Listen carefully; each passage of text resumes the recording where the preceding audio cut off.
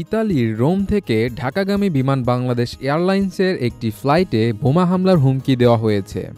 একটি অপরিচিত নম্বর থেকে ঢাকার হজরত শাহজালাল আন্তর্জাতিক বিমানবন্দরে ফোন করে এই হুমকি দেওয়া হয়। আজ বুধবার সকাল ৯টা ৩৫ বিমানটি অবতরণ করার আগেই হামলার হুমকি পায় বিমানবন্দর কর্তৃপক্ষ। জানা গেছে, বিজি ৩৫৬ নম্বর ফ্লাইটটি রোম থেকে ঢাকায় আসার পথে বিমান থেকে জানানো হয় ওই বিমানের কেউ বা কোনো যাত্রী বোমা বিস্ফোরণের হুমকি দিয়েছে। এ অবস্থায় সকাল ৯টা ৩৫ বিমানটি হজরত শাহজালাল আন্তর্জাতিক বিমানবন্দরে অবতরণ করেছে। অবতরণের পর বিমানটিকে নিরাপত্তা বেষ্টনীতে ঘিরে রেখেছে আইনশৃঙ্খলা রক্ষাকারী বাহিনী।